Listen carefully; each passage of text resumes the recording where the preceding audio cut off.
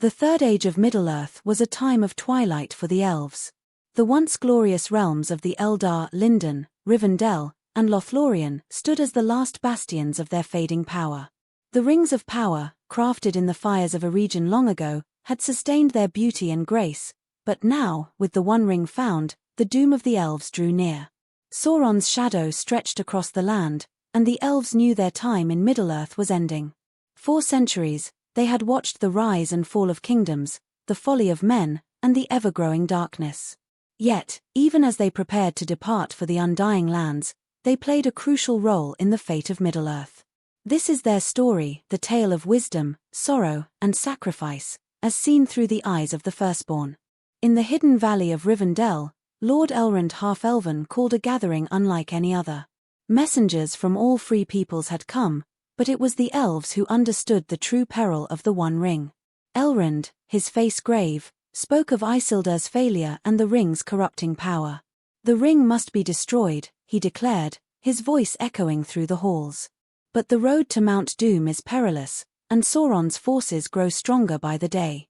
Among the attendees, Glorfindel, the mighty elf lord who had once faced a Balrog, stood in silent agreement. Yet even he, with his ancient power, knew that the elves could not openly challenge Sauron again. Their strength had waned, and their fate was tied to the courage of others. Legolas, Prince of Mirkwood, stepped forward.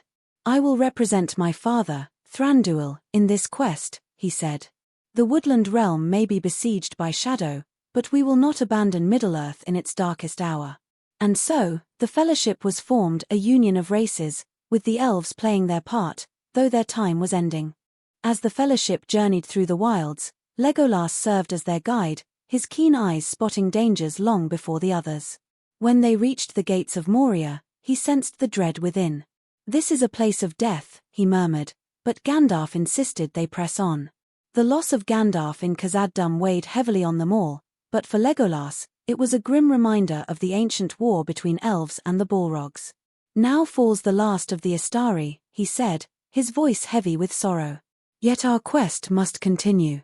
Exhausted and grieving, the Fellowship stumbled into the golden wood of Lothlorien. Here, time seemed to stand still, and the air was filled with the song of the Galadrim. Galadriel, the Lady of Lothlorien, greeted them with both warmth and sorrow. She, perhaps more than any other, understood the weight of the One Ring. When Frodo offered it to her, her eyes blazed with a terrible light. "In place of a Dark Lord, you would have a queen," she whispered, her voice trembling with temptation.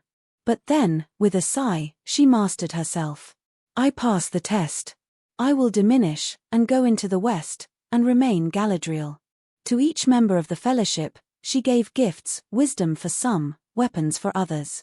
To Legolas, she granted a bow of the Galadrim, and a warning: "The sea longing will come upon you, for the doom of the elves is near." While the Fellowship pressed on, the elves of Mirkwood fought their own battles. Thranduil's kingdom was under siege by Sauron's forces, and though they fought valiantly, the shadow grew ever deeper. When news came of Sauron's fall, Thranduil stood atop his palace, gazing eastward.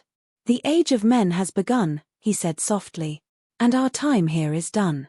With the One Ring destroyed, the elves knew their time in Middle-earth was at an end. One by one, they boarded the white ships at the Grey Havens. Elrond, Galadriel, and even Legolas, who had once vowed never to leave, felt the call of the undying lands.